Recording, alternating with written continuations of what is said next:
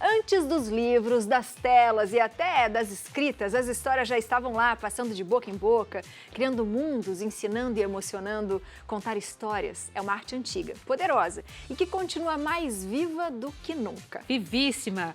E essa, gente, é uma tradição que atravessa o tempo, cria vínculos, desperta a imaginação e conecta gerações que a gente agora vai viver também aqui no nosso estúdio, tá bom? Então, para falar sobre a arte de contar histórias e apresentar um projeto super fofo chamado Prozinha, a gente recebe agora o contador de histórias, educador e escritor Plínio. Seja bem-vindo, boa tarde. Eu já adorei o jeito que você veio. Você preparado. Não, você tem cara de contador de histórias, Plínio. Fique à vontade. Preparado de mala e histórias. Ai, adorei! Bom. E é uma mala interessantíssima, não é isso? Que a gente traz a sua bagagem? É, minha bagagem de contador. Muita história para contar? Muita história, ouvir muita história, contar, refletir sobre elas, falar sobre os nossos problemas com as histórias. É um universo infinito. E aí, quando você era criança, na sua infância, você já tinha essa coisa de ouvir histórias ou de querer contar histórias? Como é que era isso? Isso começou na infância? Sim, na infância. Papai é um contador de história nato.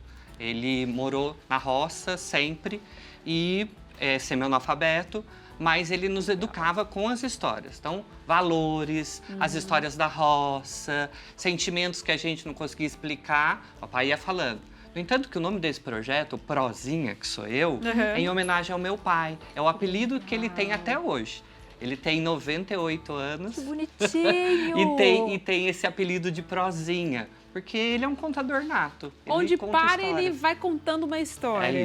É isso. Ai, que gostoso. Essa questão da história, a gente até falou ali no comecinho, né, da nossa introdução, é muito bacana porque antes mesmo de existir a possibilidade de ler, né, de escrever alguma coisa que a gente acreditava, já existia a questão de fala, de troca, e a gente aprende muito através dessa coisa de contar histórias, né? A gente vê muitos pais que têm o hábito de sentar à noite, contar histórias para os seus filhos, inventar coisas que nem estavam ali escritas e usa a criatividade tanto para a criança quanto para os pais, né? Sim.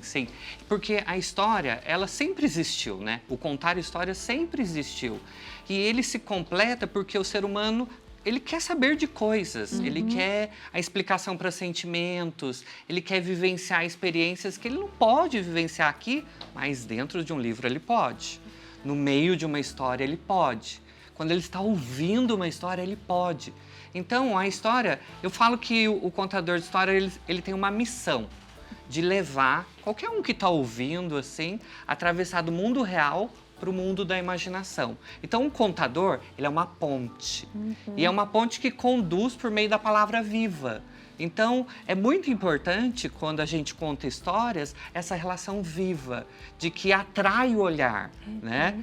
E é um universo infinito, porque ele pode desde explicar sentimentos, como explicar sobre números, sobre letras, sobre animais. Então, é um universo... Para mim, é um universo que eu acredito. Encantador. É encantador. Um contador de histórias, quando a gente pensa nisso, o que ele tem que ter? Uma boa interpretação? Uma boa mímica? O que ele tem que ter para conquistar as pessoas? Porque você falou assim, a gente tem que ficar prestando atenção nele. Eu já estou o tempo todo prestando atenção em você, desde que você chegou. Mas o que a gente deve ter para as pessoas que gostam de repente? Ou tem gente, por exemplo, os nossos avós, geralmente eles eram excelentes contadores de histórias, mas eles não tinham noção dessa capacidade deles, né? Eu não sei, minha filha, não sei ler, não sei escrever, não sei contar história. E são as histórias que a gente mais guarda no nosso coração. O que a gente tem que ser para ser bom? Verdade. Só. Um contador de história, ele traz verdade.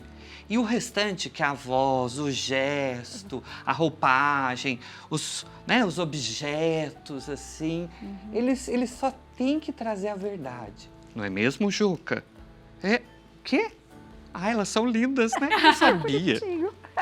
Então, um bom contador é aquele que traz a verdade. Por isso os nossos avós, os nossos pais, quando eles contam, né, ou quando eles contavam a história pra gente, a gente se envolvia de uma maneira porque a verdade estava presente, né? E eles não tinham uma técnica, alguns até têm, hein? Técnica para contar, assim. Mas essa verdade tá no ser humano. Então, um bom contador, vamos falar o que precisa para ser um bom contador? Ele precisa saber usar as palavras e de forma direcionada. Eu tenho que estar conectado com o olhar do meu público. Eu tenho que estar com o ouvido daquele que está esperando a mensagem. Ele quer saber o que vem daí. Não basta só abrir um livro, né? Abrir e contar uma história ou mostrar as imagens de um livro. Não, de jeito nenhum. A gente tem que fazer essa conexão. E é a conexão que aguça a vontade de terminar de ouvir aquela história, ou de, como as crianças, né, pedem para que repita a mesma história, repita a mesma história. Por que os contos clássicos, Chapeuzinho Vermelho, A Bela e a Fera, por que as crianças gostam tanto de ouvir isso? Por quê? O que vocês acham? A emoção, a suspense, a curiosidade. E ela também quer se sentir parte, né, daquela história. Ela conhece a história. Então, no Chapeuzinho Vermelho, né, ela sabe que aquela menina vai encontrar com o lobo mau. E a criança, ela precisa viver isso. E ela precisa caminhar pela floresta, chegar até a casa da vovó, encontrar com a vovó. Ouvir o narrador, aquele que conta, reproduzindo a voz da vovó. Pode entrar, minha netinha! E depois ela precisa viver o mistério do lobo que se transforma em vovó. Pode entrar, minha netinha! E finge, né, que é a vovó adormecida. Engole a Chapeuzinho Vermelho. Então, esse encantamento das histórias, ele se repete. Então, as crianças, principalmente as crianças menores, que vão até, vamos colocar até os 10, 11 anos, porque, né, o celular tem tirado essas crianças desse prazer do estar em sintonia, estar olho no olho, estar conversando. O celular tirou esse prazer, por isso a importância dos pais, os educadores, né, os contadores, fazerem esse movimento de encontro. A arte de contar histórias é a arte do encontro.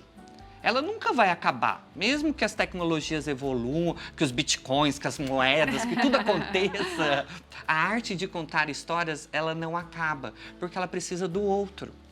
Ela precisa do outro, ela precisa da escuta, ela precisa da verdade. E isso sempre vai existir. Eu queria que você contasse mais alguma coisinha pra Eu ia gente. pedir também, eu ia falar, conta uma história pra Conta uma gente. história. Uma curtinha, vamos pensar numa curtinha, curtinha. isso.